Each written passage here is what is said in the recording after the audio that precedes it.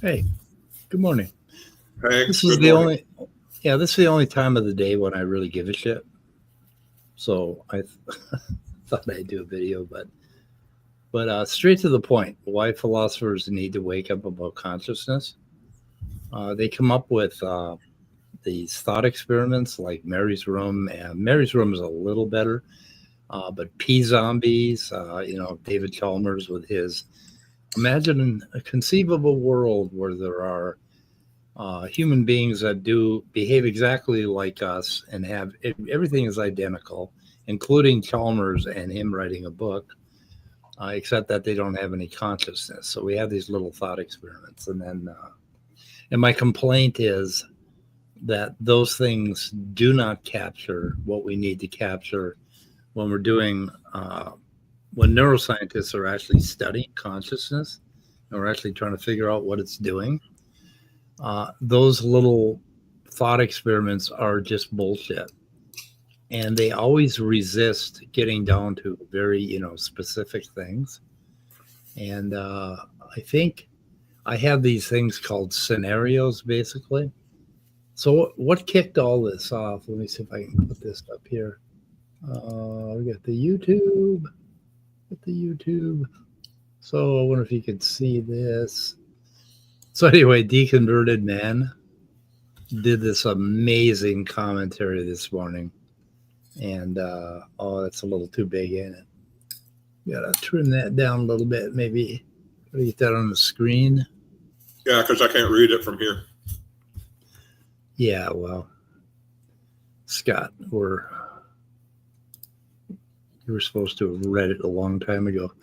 Okay, I think I got it now. I think you're missing the point on that. If I can't read it or see it, then our nice viewers, all one or two of them, won't be able to read it. We had two. Now we're back to just me watching. So nobody's watching this. Anyway. Well, I'm watching. You should have me. Yeah. Huh? I've got the channel up. Up. It should be. I do too, and it says only one's watching. So well, I think their algorithm is off. Yeah, I think that too must have been you. So they're lying to us.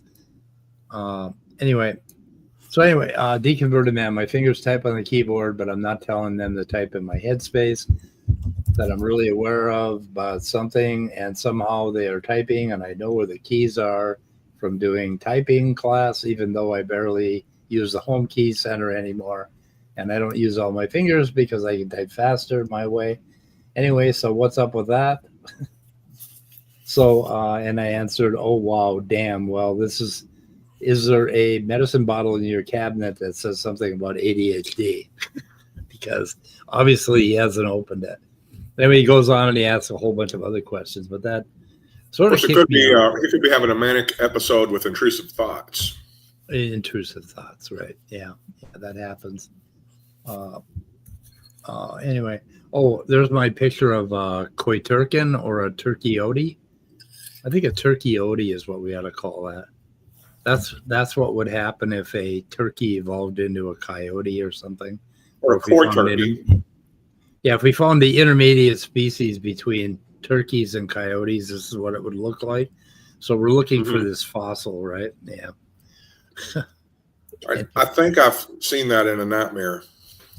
Yeah. Yep. So back to the point. The mysterious neuroscience of learning automatic skills. It's a Psychology Today article. And I have to link these things. Don't let me forget to link these.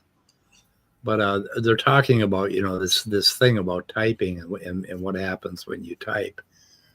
And then I went and found neural basis of typewriting, functional MRI study, where they actually checked all the different brain regions. Let me see if we got. That's pretty cool. We got here. Yeah. And they have all this, the basically the theoretical stuff, allographic letter shape conversion, and you can't see that exactly, can you? Typing is the perfect combination of conscious thought and unconscious process. Right. Yep. So they got all kind of. I like the word allographic, so that's. Or barely conscious, because I'm aware of where my fingers are. I guess that's due to proprioception, and and of course the routine is what helped me develop the proprioception in that specific area. Yeah, and the other thing when you put, like, I noticed when I put my hands on the home keys, I've got sensations coming from 8 fingers, Mm-hmm. and you're touching with all 8 fingers, and you'd think, that would be the same conscious experience or qualia between every finger, one finger and the next. But no, they're entirely different for every finger. And then you can kind of feel the bend of your knuckles, not your knuckles, but your finger bones bend, and the pressure. And then somebody says, okay, type the word castle. And then you just automatically start typing. And the reason I wanted to, let's see, where the hell is it? Mysterious Science and Neuroscience. I just typed, the castle was old and creepy. And it was the most interesting experience of my life, because you've primed me to think about this. Yeah, because when you're not paying attention, what's happening is you're not writing your conscious stream down into memory. So when you're not paying attention, your consciousness just flits away within a millisecond or so. Oh boy, I've had that happen a lot, even today. Yes. So that would be a different scenario than paying attention, right? So the basically the people instructing the test subjects would have to make that difference. Like a philosopher is probably sitting there thinking, oh, I'm feeling my index finger on the fucking key, right? On the F key. And but no, that isn't all that's going on. There's a lot of other shit going on too. And one of the things that might be going on is that you are paying attention to your own conscious experience. So now you're not thinking about typing the word the castle. You're thinking about consciousness, and you're thinking about pea zombies and a whole bunch of other stuff, right? So I mean, there's pea zombies, right? Yeah, I think philosophical zombies. I think, or is it phenomenal zombies? Maybe, but about 2 to 3 a.m. every night, I'm a pea zombie, because I get up and I go to the bathroom, and then of course I have to pee, and then I go back to bed. Yeah. That's a better use of the phrase pea zombie than I think. Yeah, that description. Well, the whole time I'm trying to do that, Snack is brushing against the back of my ankles, going meow meow. Yeah. So that's my conscious experience of it. But anyway, my complaint is that philosophers need to get a whole lot more detailed, and they need to consider a lot more scenarios, and they need to start looking at some of these different systems. Like these are all the different theoretical systems that are going on when you're typing.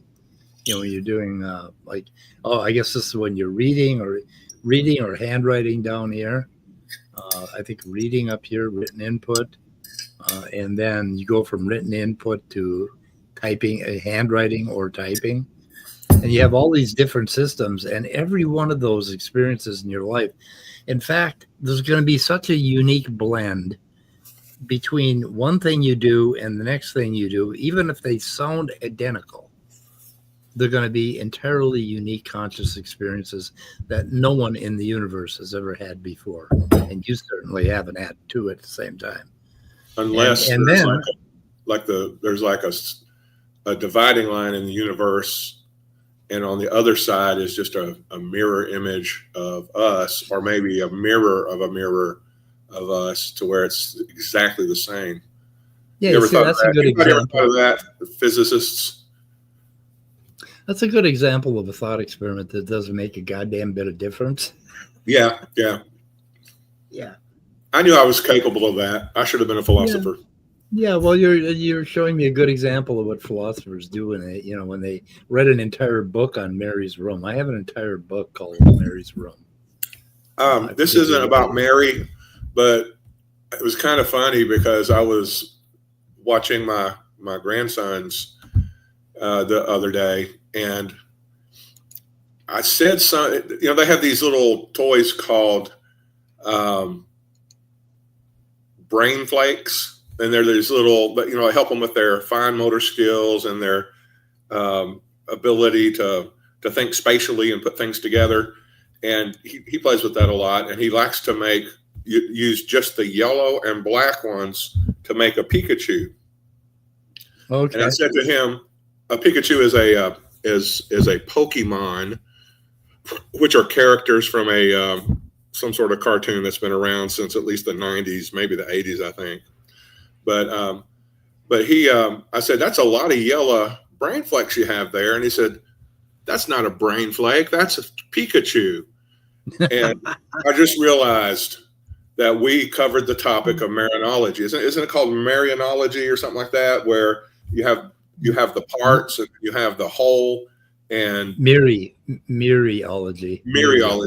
And I thought, man, he needs to go into philosophy. He's just covered Mariology, and the difference between, I guess, reductionism and things like that. So that's the first time I've ever seen Mariology be relevant in a real day-to-day situation. So Otangelo lurched out of bed and he jumped in and he had to tell us that matter does not produce consciousness. Oh, I didn't know that, Otangelo. How do you know that? That's exactly? That's a silly assertion that has no backing. How do you know that, Otangelo? Make some sort of syllogism or something. Don't just assert things. That's what makes me want to put in timeout or even ban people, is not because they're necessarily insulting, but because they say stupid things and then they just say the stupid thing. They don't provide any reason to believe it's so. It's called an assertion. It's a bare assertion. Yeah, and it's very similar, like insertion of your dick into a knothole of a tree. It's about as important. Anyway, but Otangelo, you are some matter, I'm assuming in Brazil yet, and you decided to say that thing, matter does not produce consciousness, but I didn't decide to say that thing. Scott didn't decide to say that thing. It was you, Otangelo, in that place where you are, typing where you are. And then what we're talking about is when you type matter, M-A-T-T-E-R on the keyboard, what was a conscious experience of that? And you could dig into that as this paper does, right? Very seriously. And it's showing all the different areas of the brain that are involved. And they've been, they have all kinds of tests that they've done, left occipital, right occipital.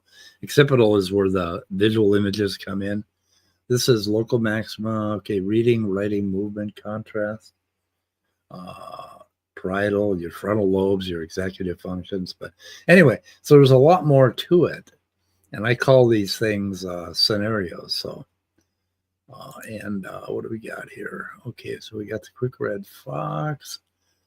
But here's one of the things that I have a problem with.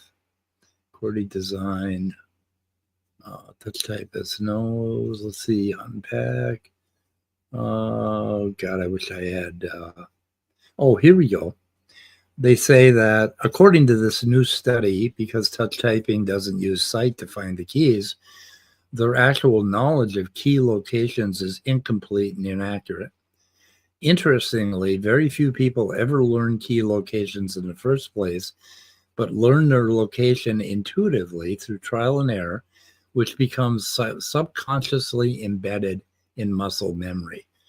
And when they say subconscious, now when you think about consciousness, you're thinking about a process in time, right? You agree with that, Scott? Scott? Scott's muted. Repeat the statement. Okay. When you think about consciousness, you're thinking about a process in time, something that's happening to you, right? Mm-hmm. And it covers a certain bit of time, right? Yeah. But now they use the word subconscious as a sort of a contrast. It's either conscious or subconscious, implying that there is a subconscious thing that is like consciousness that would be a process in time. And there's some confusion there because there is really in your brain, there is no dividing line between that conscious and subconscious. Yeah, I've noticed at times, like with the deal where you go to into a bedroom or something, maybe even stand in front of your dresser. You know you're there for a reason, but you don't remember what the reason was.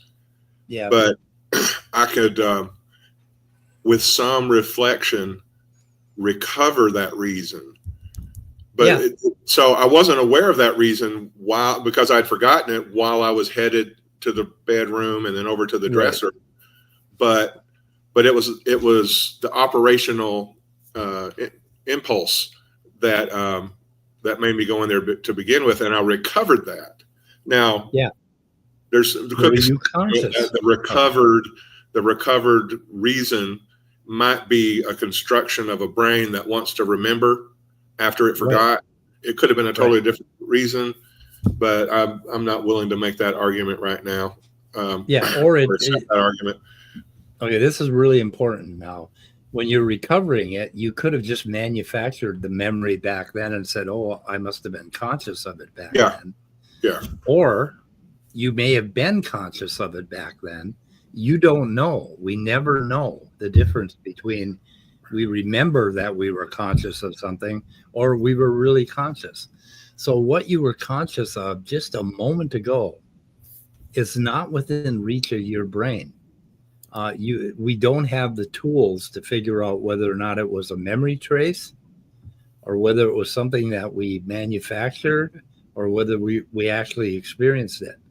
So when they start with this fucking highfalutin bullshit about consciousness and what it is like, they don't even know what they're talking about because you cannot ever catch up to what it is like in this moment. For one thing, everything that you're experiencing right now is 200 milliseconds old at a minimum, if not older, right? So part of what you're doing now is recalling traces of neural synaptic connections that weren't actually fired a second ago. And that would be the reconstructing it or making it up as you go, right? And the other thing is the things that were actually going on in your brain, that whole qualitative sensation that was going on a second ago is something that is very, very complex. And you would have to, the only thing that you can do is make words and concepts out of it. So what you end up getting is just the peaks of it. And you see the problem that we can never know anything about what's happening in our own minds. And these fucking philosophers insist that your mind is the most certain thing that you have. But when you start thinking about it in terms of what you can figure out about a second ago or a minute ago or a day ago, you realize that you don't have access to your mind at all. You come to the point where you realize that even what's happening right now isn't happening right now. It's from 200 milliseconds ago, and it's a merger of what you remember, what you're constructing, and what you're conceptualizing. And so we have very, very weak introspective abilities of our mind. We make a lot of shit up. That leads us to illusionism, where this thing that you think is consciousness isn't really the thing you think it is. You've got it wrong. It's not, oh, I was conscious of coffee. No, it's not that. It was a rich blend. Like I put it, where the hell did I say it? Am I boring you, Scott? Okay. Why would you suddenly stop and say, am I boring you, Scott? I don't know. I just worry that I bore people because nobody gives a shit about this stuff but me, right? Well, this is your channel, so. I know. Yeah, but nobody really. Well, you should probably get some tap shoes and learn how to tap dance and occasionally do a video of you dancing if you're wanting to entertain. Yeah. Oh, yeah. Okay. I could do a clown show or something. A lot of people have called my channel a clown show.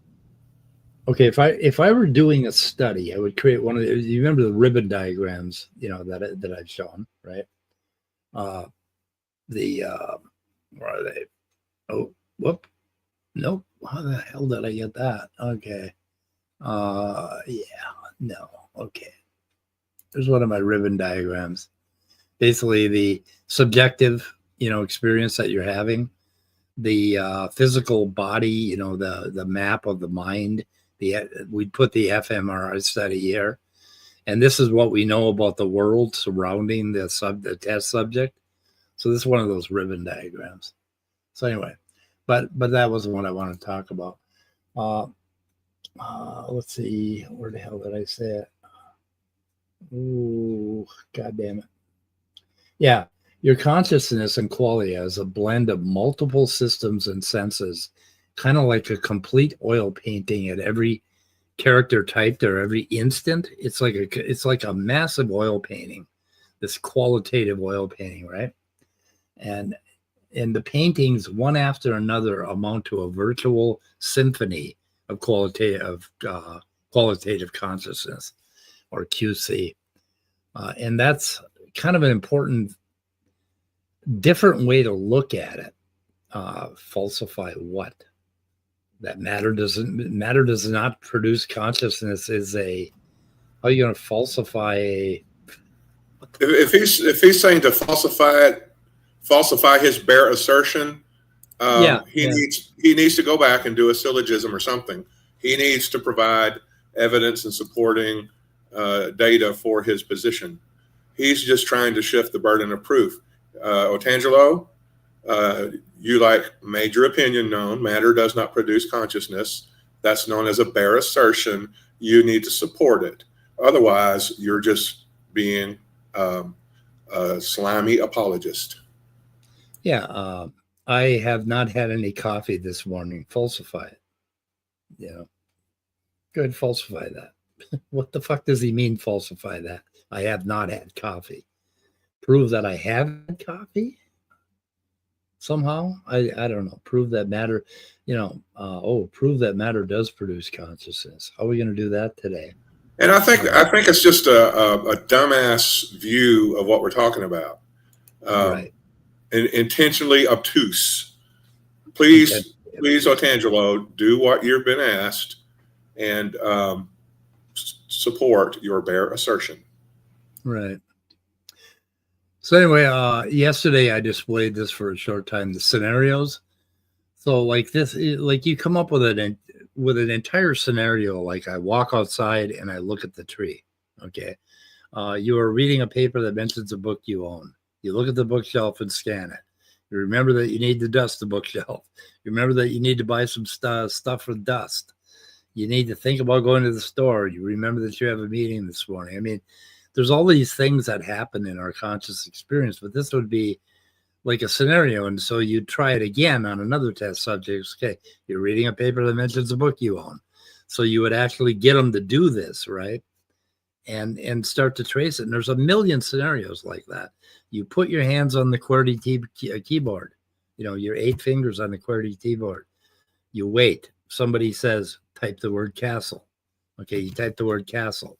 That would be a test. And what is going on while you're typing the word castle is going to vary from individual to individual, because they may be very distractible, like deconverted men, and they may be thinking about a million other things at the same time. But it's important that we have a lot of scenarios when we're talking about consciousness. And we talk about proprioception, that feeling of where your joints are, where your body is in space and time. What you're seeing is coming in. On my right ear, I'm actually hearing the tick of my clock, but I'm not attending to it. But as soon as I attend to that, I've got a clock that ticks. As soon as I attend to it, it's almost like it was there all the time. It has this weird feeling that, hey, it doesn't feel like I just started noticing it. It's like it has been there. And that's another interesting phenomena, that your consciousness at any one moment is this huge oil painting or this huge collage or mass of what's happening to your body, brain, and in the world around you at one moment. And it just keeps moving on. And that is what we're talking about. We're not talking about the red qualia, because as I pointed out yesterday, you never only see the red qualia. So, okay, illusionism, yeah. Keith Frankish is considered the main guy right now. So, anyway, for that. Oh, and I got some Keith Frankish here. This is my little tiny bit on fucking consciousness. Let's see, what do we got here? I got a little tiny free form on consciousness, right? You want to go over all this? Maybe part of it. Of course, we've already gone over part of it. We've gone over part of it, yeah. Yeah, each of these things, let's see here. If I can get one of them up. Okay, I've got some Kastrup over here. Got Heidegger's ready to hand. These are the dualists that I've listed. This is some Joshua Rasmussen, I think. Okay, I got some Kastrup down lower somewhere, but there's a lot of shit here. Anyway, there was something else. Yeah. Okay. Otangelo's plagiarizing. Is he? What is he thinks saying? he invented, I think, therefore I am. Otangelo, you are not Descartes. You're not even French. So that's about the stupidest. That's about the stupidest thing anybody could say, I think. Yeah, and plus that's not an argument for your bare assertion. I poop, therefore I am. I like that. Well, I can sign on with the first half of that statement. Yeah. So back to this stuff, and that thing keeps flashing. I don't know why it keeps flashing. Where the hell is my so we've got the subjective thing. So what we would do if we were neuroscientists, these diagrams would look incredibly complex. I mean, they would look nothing like as simple as what I've got here, but there would be like the event basically that they put their hands on the keyboard, and then I give them an instruction right here, right? And then you would find in the body, you'd find all of these systems, the audio system firing up, and then you'd start seeing the motor system, the premotor system, and then at some point they would actually type, and we have another world event, right, where they actually hit a key right here, and then we'd have all the stuff in the brain, and the brain has a really neat action selection mechanism. It's involved in a big mass of nuclei called the basal ganglia, where you're thinking about something and then you fire it, you do it, you act, you go from premotor planning to motor, and then of course we would try to get the subject to tell us what was happening, when he heard the word, and as he was touching the keyboard, what he felt here, from down here. And this would all happen about 200 milliseconds downstream of these events in the world, right? because it takes a little while for the processing to get there. And then over here somewhere, he would be conscious of typing the key, even though he typed the key here. So he typed the key here, but he wasn't conscious of it or felt it until there. And he may not have noticed typing the key at all. If you asked him, were you conscious of typing the key? It's an honest answer to that question is, I don't know. I don't fucking have any idea, because I was typing. I was writing the word castle. That was my instruction in my prefrontal cortex. So that would be another big stream up here, you know, with what your prefrontal cortex is doing. You know, this whole 200 millisecond thing, that's 1/5 of a second. Yep. That's a very small slice of a very small piece of the pie. Yeah, 1001. That we consider time. I wonder if there's been any studies done that talk about the role of the second in the daily lives of people. Like 500, 800 years ago, did you have people running races and it was down to the second? That, you know, they didn't even probably keep the time of the second place, third place, fourth place runner up. They would just declare the winner as the one who crossed the line. And 1/5 of a second? No way. It's just weird how the second has come to dominate, you know, our culture and our life, and even slices of a second, because somebody can win a race or win a contest with thousandths of a second as a dividing line. Yeah. Sorry, that was just a little awesome aside. Well, it got me thinking about a method of meditation that we don't really pay attention to those seconds, like 1001, 1002, 1003. Like, it would be interesting to start meditating on time and trying to bring yourself down to the second interval, you know, that sort of thing. But yeah, the 200 millisecond thing is kind of like, it takes that long for shit to ripple across your brain. Like when you first look at an object, you're getting that visual impression in your occipital lobe, and then it's got to feed forward into your temporal lobe. And there's two different paths. There's over and under. The dorsal pathway and the ventral pathway. The ventral pathway goes to an area that identifies the object, and one of those areas is a special area for identifying faces. That, you know, it's all in the temporal lobe, on the side of your brain, and that's where you identify the object. The dorsal pathway, the upper one, identifies whether the object is moving, and then it all kind of coalesces and then ripples up into your frontal cortex, and you'll be like, oh, that is a cup, but you won't actually say that unless somebody asks you about it. Then you'll go back into your temporal lobe, your motor system and everything, and start like moving the muscles sort of in your face that would say the word. Now you got a word and a concept, and it ripples back and forth. And then you send all this information from your frontal cortex back all the way to the very visual V1 area, and you light up certain neurons.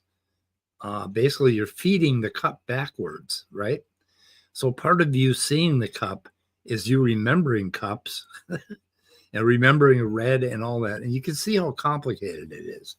And that would all be mapped in this physical area, right? This interplay of shit. So this thing would actually be probably about 100 feet long if we were to map out everything millisecond by millisecond. And it would be an intensely complicated diagram of every neuron that's firing in the brain when you look at a red cup or you type a key or whatever. So I forgot what the original fucking question was, Scott. Oh, you were talking about seconds. Yeah. Okay. I came up, I used Copilot and came up with the answer to the question, when do they begin recording time in races? Oh, that's too many Yeah. Too many words, damn it. Down to the second.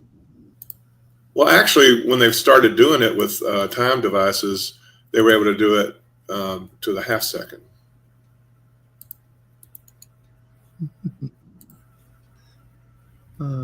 What the fuck? I am white, so I can do it too. Do what? I don't know what he's responding to, but the spam thing, I don't know. What if you weren't? Oh, okay. So, yeah, the spam thing, the bank. Okay. But I can do it too. It doesn't make sense. See, once again, it doesn't make sense. There's a lot of that going on. Maybe Otangelo needs to get some coffee. I don't know. I guess it's early-ish down in Brazil. That would work. Although actually it's kind of late-ish. Aren't they kind of east of Texas? I'm not sure. But anyway. South America's kind of dark. It's kind of dark down there.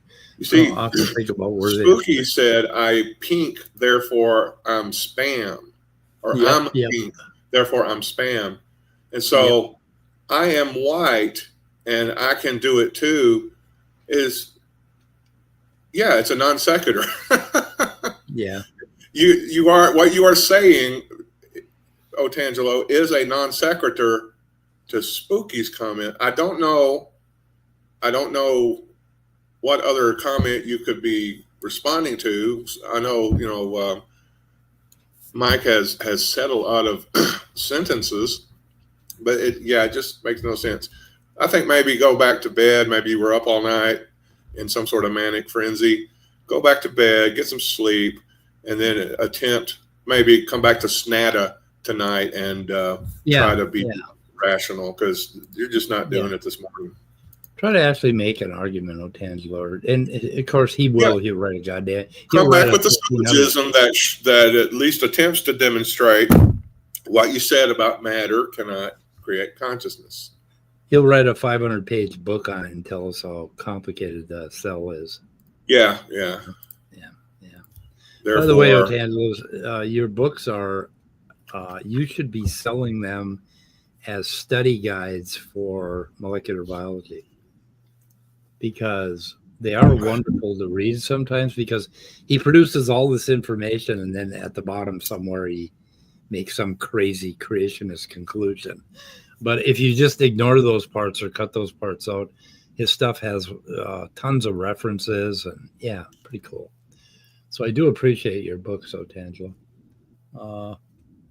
Everybody has something about them that we can appreciate, don't you think? Yes, and I'm confident somebody will find out what is appreciable about me someday. Yeah, I'm drawing a blank, Scott.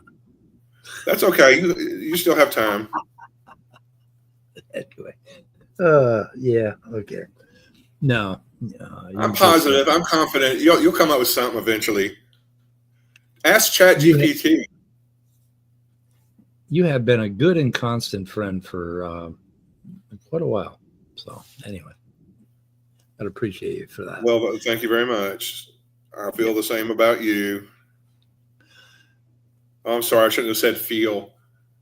Yeah, no, don't say feel, snowflake. Snowflake. Yeah, I'm just a woke snowflake. Woke snowflake. Oh my God, this woke shit's driving me nuts. Let have a little. I think we could have a little intermission here. Let me see if I can find it. It keeps flashing on the screen. I got to get rid of it. But my friend Lynn just sent this to me. Let us read and let us dance. These two amusements will never do harm to the world. I don't know. I've seen some dancing people that I would argue are a threat. Trump's YMCA dances. I really never want to see Trump dance. I never want to see that shit again. Yeah. There's a few quotes here. Why in the fuck? Why would you move? Why would you move? Oh, okay. I got it. It's photo. Okay. Those who can make you believe absurdities can make you commit atrocities. Voltaire. Now, isn't that a neat one to meditate on? So these absurd things like the earth is 6,000 years old, and we all, basically popped out of Adam and Eve. These are absurd things, and they can make you commit atrocities. And the atrocities that we're seeing right now politically are a result of some of this bullshit. Oh yeah, is you have permission to be a psychopath is essentially what's going on in our country today. That brings me to mind the idea of the Khon. Is it Khoan? Is that from Buddhism? Statements that are seemingly contradictory, or they might actually even be considered deepities because they seem to be ridiculous sometimes. But if you're supposed to meditate upon them, and that's supposed to kind of release in your mind the ability to come up with new and unique thoughts and insights. It's not that you have to make the absurd. Is that the opposite of absurd? Absurd. You have to make it absurd. You have to make it absurd. It's that it causes you to engage in a thinking process that out of which insights can grow, and so there's things that are irrational, and there are things that are rational and logical, but then there's things that just seem to stimulate thought that produces the material from which perhaps new ideas can come and flow. And one truth is always built upon another. And that, like when Jim Bob and his clan asked me, why do you atheists want truth at all? Why wouldn't you be satisfied for some falsity that works, right? Well, because truth is built upon truth. And if you have an absurdity at your foundation, you are going to veer way off course, right? But if you stay on the true course, you will never veer off course. You are on the true path. So there's only one. But that's pragmatism. That's the comeback. Yeah, whether it's true or not. Pragmatism. It's pragmatism. Truth. Pragmatism only works for one point on the path. It doesn't work for the entire path, and that's an important point. Anyway, and once again, I always get back to the kind of the granular level. It does matter if it's true that I'm on a collision course with a tree in my car when I'm not wearing a seatbelt. It matters a whole lot. It matters when I am wearing a seatbelt too, because you've seen insurance prices lately. Oh yeah, But at the very basic level, it just matters to the core of our being, because not believing in the truth can get us killed or maimed, and so on. So to extend that, maybe to certain other truths, they would have to kind of qualify the statement, because they're not going to let their car run into a tree because they believe it's expedient or more pleasurable to believe you're not running into a tree. Right. They're going to swerve away from the tree. Yeah. This one is a Trumpish proverb. The forest was shrinking, but the trees kept voting for the axe. For the axe was clever and convinced the trees that because his handle was made of wood, he was one of them. Is that not Trumpish? Is that not Trumpish? I wonder if we can find the origin of that and to find out if it's been since 2016. I know. Of course, there's been plenty of tyrants and dictators since then, or before then. I'm sorry, I'm not making sense. I need more coffee. There's been plenty of dictators before then that could fulfill that, be the basis of that truth. Yep. That's an interesting one. What else you got here? The truth has no defense against the fool determined to believe a lie. And there's a lot of people who want to believe lies these days. Anyway, the truth has no defense against a fool determined to believe a lie. I thought I would, Any idea who we could apply that to? None comes to mind. It's on the tip of my tongue, though. It's on the tip of my tongue, too. Anyway. If you're determined to believe this bullshit about the Bible, Okay. Do y'all remember before the internet that people thought the cause of stupidity was a lack of access to information? Yeah, it wasn't bad. Isn't that great?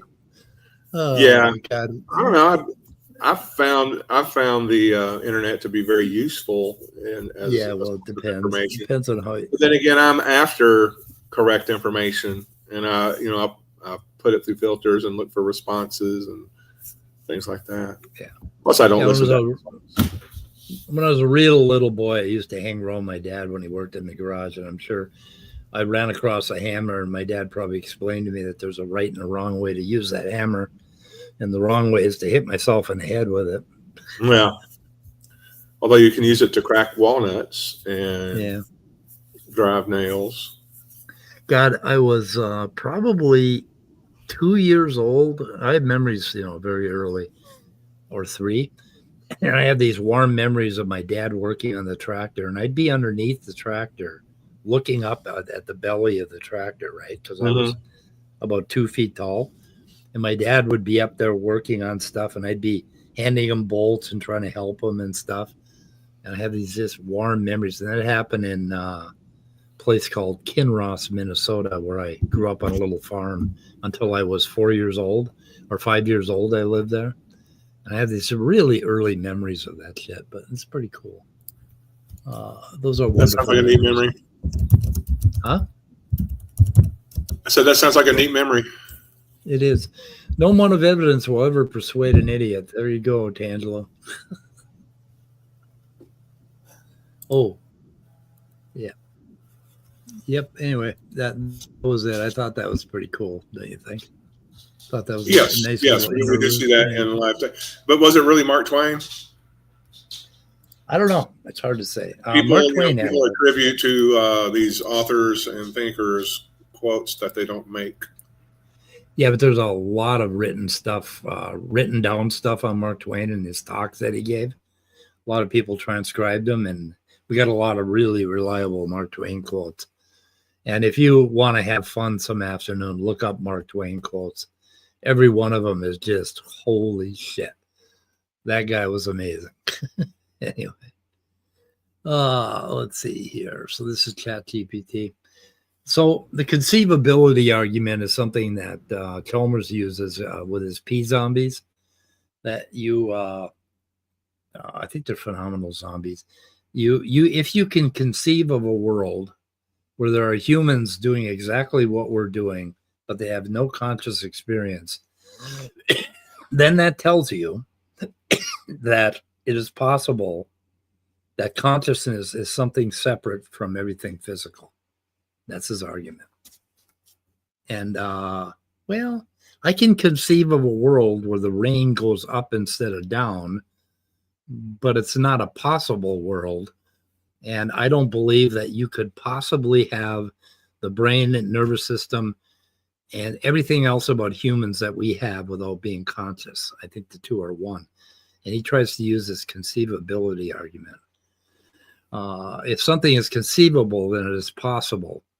This premise assumes that our mental capacity to conceive of different scenarios can guide us in understanding what could metaphysically exist. So metaphysically would be like logical possibility, right? It is logically possible for the rain to be going up. Therefore, that tells us something about the contingency of rain or whatever. But anyway, he uses that to help us believe that consciousness is some separate substance, and that would be a bit of a dualist.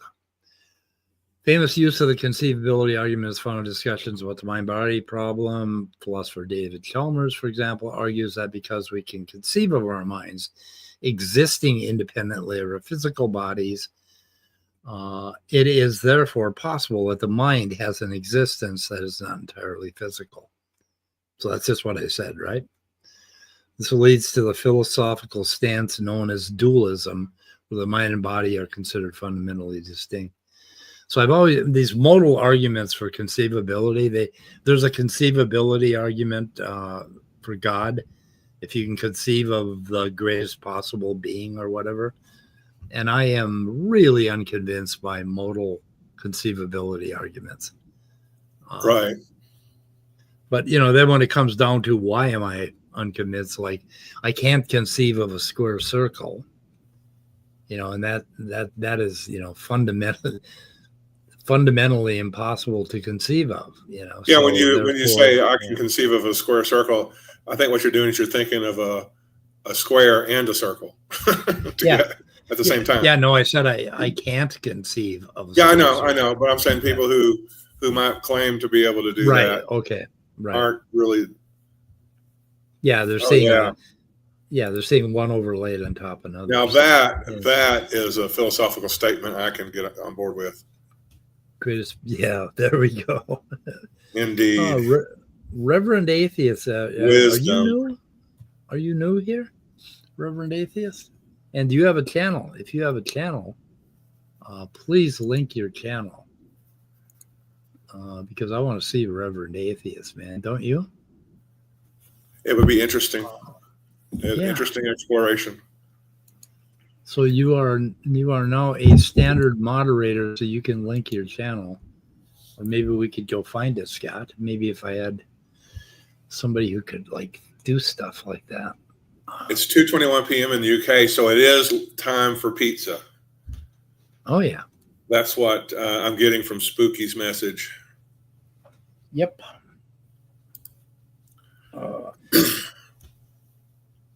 Okay, so that's the conceivability argument, I think, in a nutshell. It does.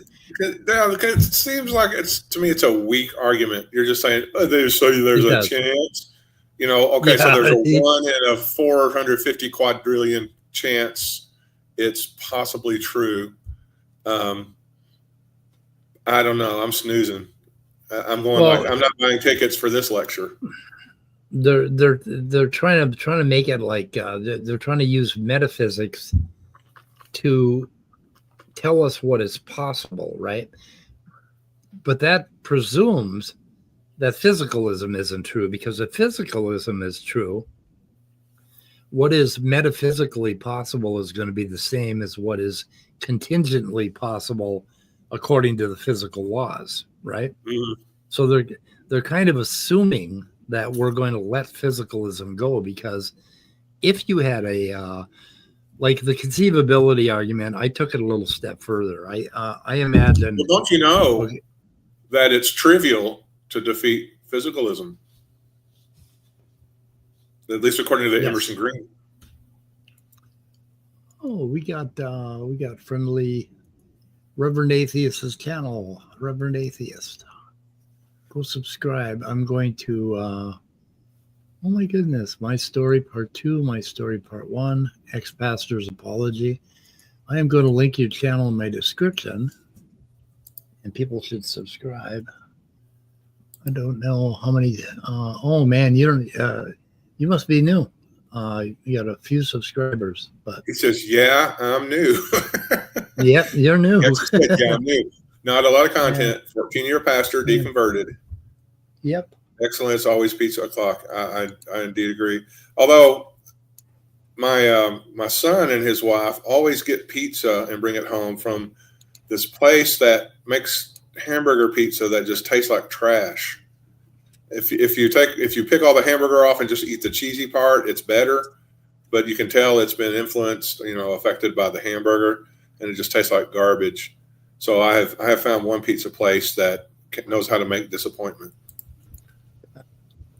Kind of like Domino's. I don't know. They make this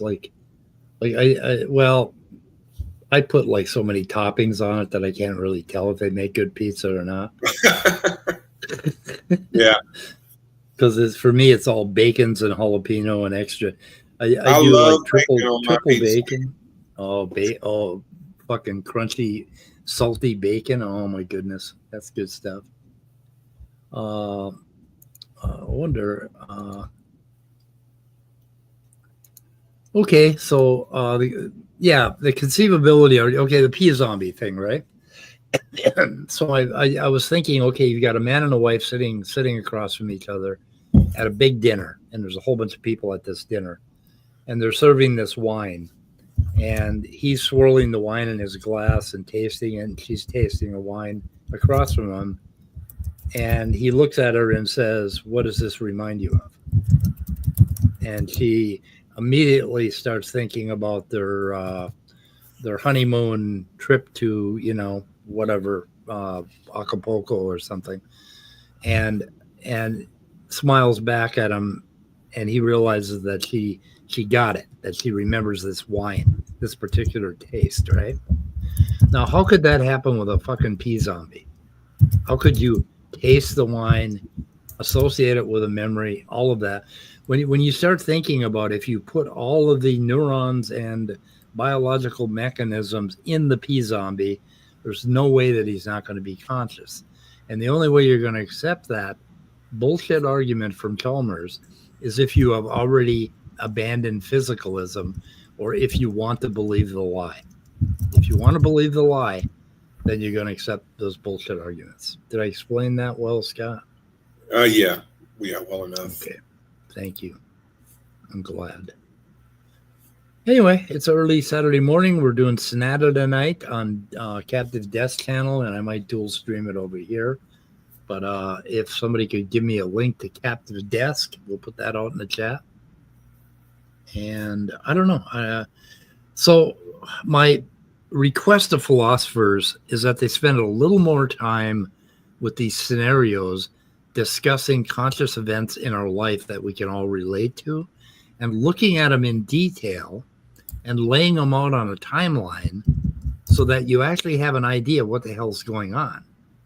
Because if I stand up right now, walk over to the door, open the door, feel a blast of cold air, am assaulted by the snow and the oak trees, I mean, all that shit is going to happen in time. And I'm going to have this whole qualitative experience that amounts to a massive oil painting of things going on in my brain, body, and in the world around me. And that is consciousness. Why would that not be qualitative for a physical animal that is intensely wired as I am? And yeah, one could say that I'm wired. Anyway, hey, Jay. And who else? Oh, Maya's here? Jesus. What is going on? I wonder if anybody wants to come in and talk. Yeah, have Jay come on in. Look at this controversial statement. What's that? Look on the screen. I think it is. Yeah, I think it's a myth. Kind of. Yeah. Well, the consciousness, like consciousness as a singular thing, doesn't fucking exist. There is no single thing. You're talking about the entirety of your experience, my experience, for what the hell is it? 27,069 days, 24 hours in a day, 60 minutes, 60 seconds in a minute, broken down into 200 millisecond slices. I mean, that there's nothing that's happened in that 74 years where one moment is identical to the next moment. For one thing, at every moment, my brain is rewiring and I'm becoming a different kind of thing, right? I'm noticing different things and thinking different things. And I mean, so this rewiring process is going on at the same time that you're being blasted with the world for 74 fucking years, man. There's a lot of consciousness there that we can put this bucket suitcase word consciousness on it. But what the fuck does it really mean? It's not a thing that you can take out and say, oh, it's not physical. It's separate from the physical, right? There's too much physical shit going on for you to do that. There's too much physical shit going on for you to compare one moment of consciousness to the next without my ribbons, my diagrams, right? My intense little diagrams that show you, like this would be like 100 feet long, and there would be at every stage this would be graded.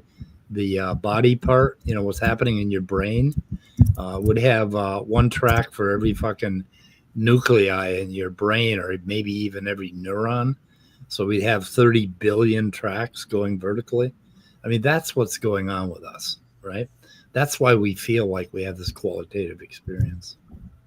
So, Got some stuff. Let's see. Okay, Hillary's emails. With Jill about, oh my goodness, and how being a prisoner in the U.S. is basically being a slave. It is. Okay, we have Snada tonight at 5 p.m. Eastern, 4 p.m. in the One True Zone. Here we go. I was hit by a car and lay unconscious in ICU for several days, and it was like a time machine. 1 second, I'm riding my bicycle. Next, yeah, I know.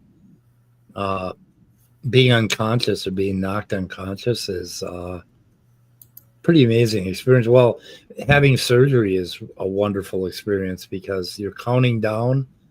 And like for me, when I count down, I always recite how old I am in days because I never know if I'm going to wake up from the surgery. And then all of a sudden, it's like the room is spinning and it stops, and I'm looking at my kids, and it's like, what the fuck just happened? And yeah, it's just amazing, like a time machine. What do we got here that reads like justification used in precept book? God, I'm not sure what you're talking about, Jay.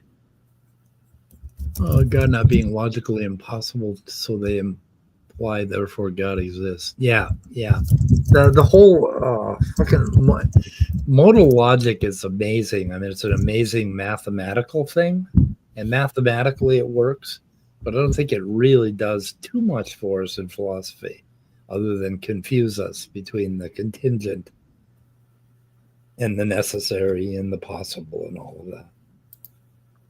But boy, it's some really cool mathematics when you get into the math of the thing. Anyway, I'm burning out.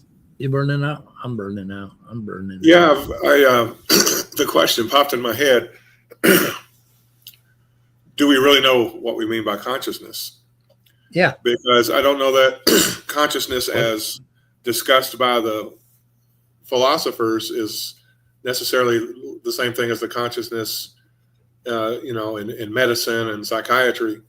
So I asked Copilot, and of course this you need to verify everything, but it says in medical terms, consciousness is defined as the state of being aware, alert, and responsive to the environment. It involves subjective awareness. In other words, you're receiving the sensory data, and you're at least know enough to get out of the way of a falling object if it's coming at you, if you can. Yeah. It involves subjective awareness of cognitive processes and the content of the mind. Subjective awareness with also limited awareness, but still. Consciousness encompasses the totality of experience that an individual is aware of at any given time. There are different levels of consciousness, ranging from full consciousness, being fully awake, alert, and oriented, to altered states such as confusion, stupor, or coma. So those are ways they modify the idea of consciousness. So that's kind of a succinct definition of consciousness in medical or psychiatric terms. And I asked specifically about psychology and psychiatry, and it gave me pretty much the same definition. Yeah, this whole thing about subjective objective is kind of problematic because what the fuck are we talking? And I think it has something to do with Wittgenstein's beetle in a box, or I have this beetle in a box and you can't see it. He goes through a whole thing on that, which is pretty cool. But you've got this shit that you can see, inside of you, like.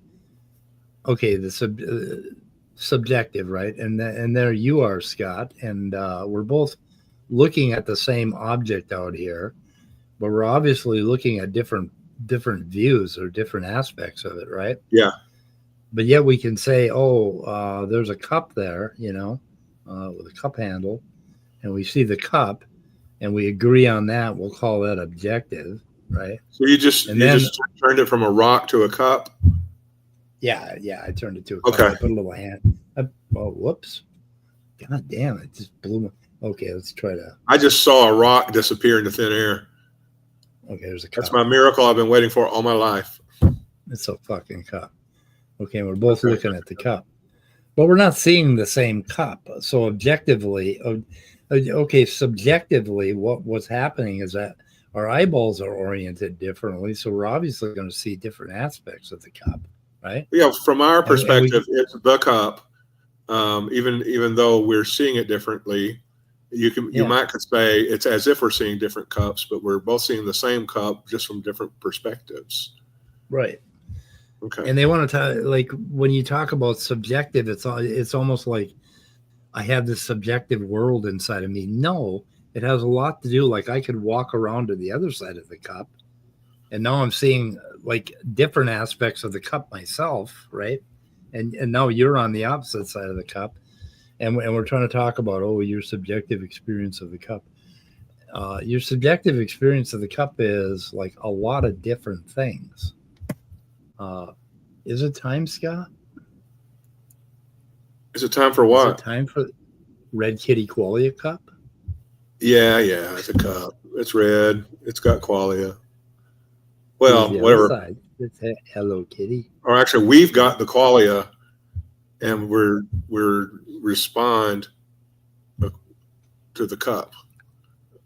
The reason I like Red Kitty Qualia cup, it's okay. You're seeing a red cup and you're seeing the red, and that's what we're talking about. But no, it says Hello Kitty on there. There's a heart there. There's a little coffee stain up there. There's a little kitty down here. There's on this side, you can see the reflection of my computer screen, I believe, or something over there. There's all these. I mean, the whole conscious experience of seeing this cup is a fuck ton more than just a red qualia, is what I'm saying. Well, you know what I was thinking about whenever you were showing it for such an extended period. Of course, we just finished Valentine's Day yesterday, and those little hearts made me think of those little heart candies that you only have around on Valentine's Day. I can remember the taste of them. I mean, I can't taste them, but I swear the memory of the taste of them is just very, very strong. I could probably, I don't know how. It's not like I'm tasting it, but it's like I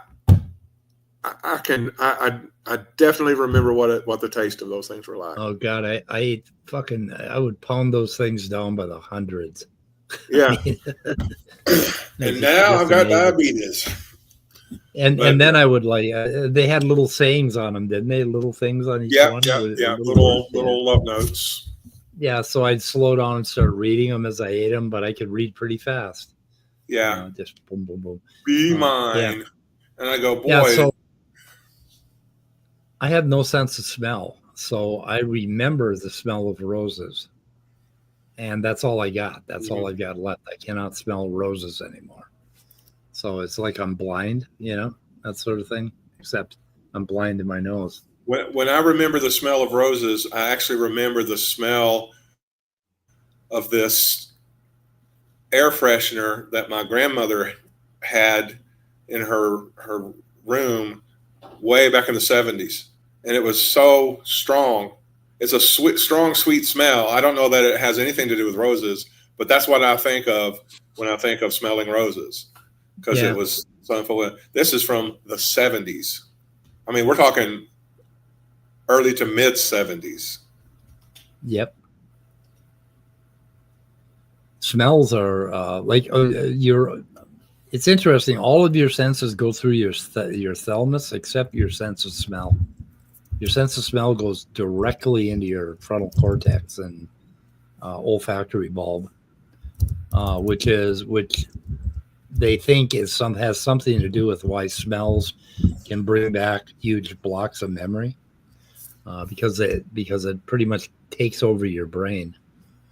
I wonder how much are disliking people that we meet at a party or whatever, and how much are basically attraction to partners, intimate attraction to a partner has to do with the sense of smell. I think they've tested it, and I don't know. It's pretty cool. There's something else about smell that I just ran into recently, but I'm not going to remember what it is. But it's very interesting from a neuroscientist. Oh, morality and smell are so fucking closely involved. We have a strong aversion to things that are bad for us, that smell bad. And part of that, but we have all this wiring, right, with our stomach and our brain. And when we're born, we don't know what smells bad. We basically take cues from our mother when she sprinkles up her face or and things that happen to us, and we slowly build this sense of what is disgusting and what's not. And that's why what's his name, Tommy Blanchard, he's got a blog, and he did a thing about why you don't like to eat spit.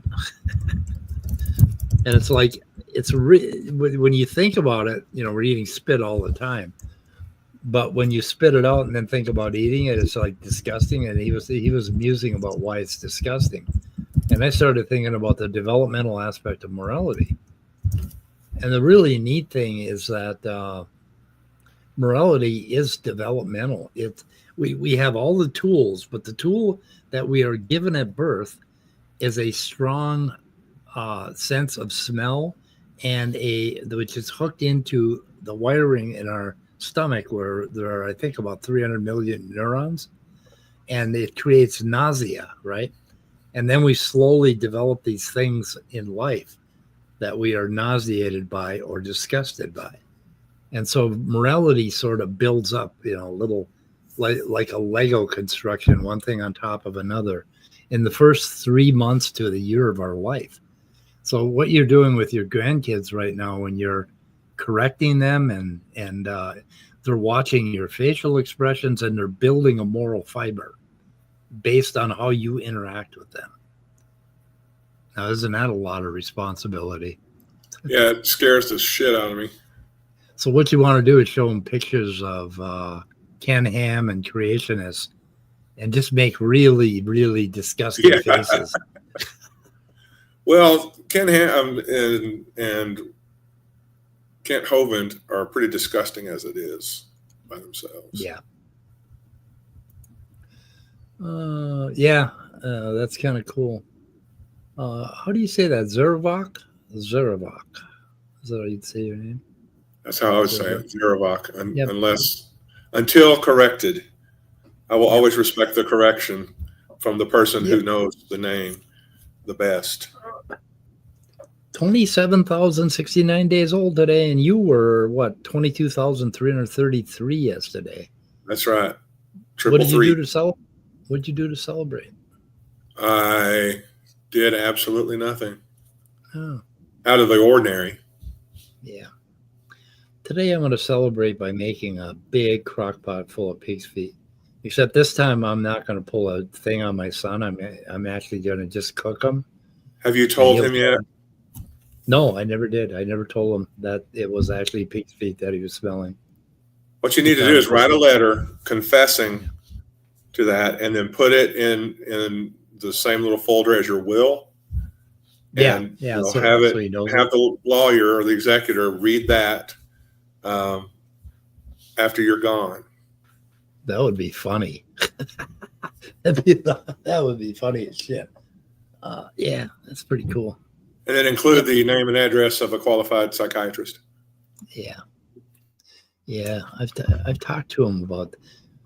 So I want to be buried in this T-shirt that says, it's my favorite T-shirt, and I saved it. It says, "You're laughing now, but will you be laughing when I crawl out from underneath your bed?" Wow, that's creepy. Oh yeah, I think that's great. I think that's absolutely fucking great. Anyway. Hey, I want to make those two movie recommendations again real quick. Okay. I watched a movie months and months ago called The Ritual. It's a wonderful horror movie. It's set in a forest where, so that's already tugging at the psychological aspects of horror. The, what's it called? I don't know. The memes or whatever of horror. But these dudes lost in the woods encounter a village of essentially primitive folk, and then some supernatural creature that just scares the crap out of them and makes them sacrifice to him. Great movie, scary enough, for a horror movie.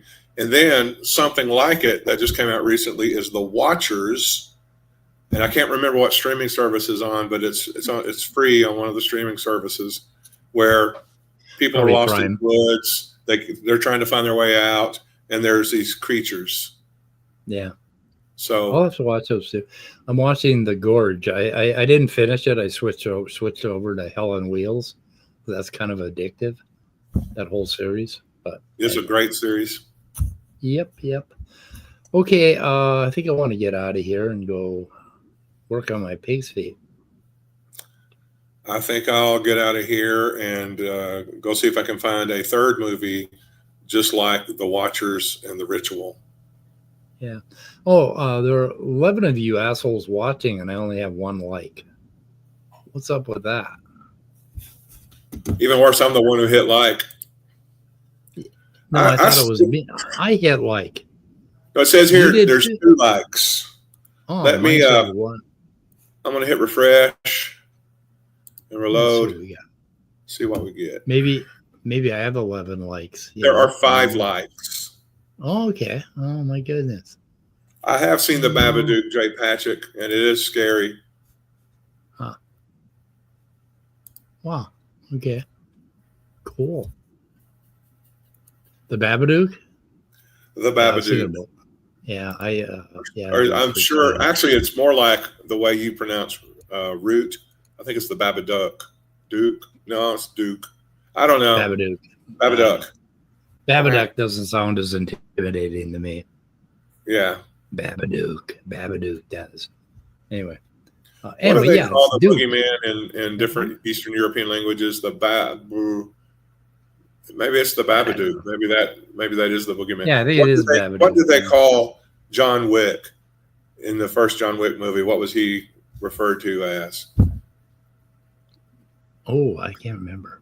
It was pretty scary. But anyway, we got to go.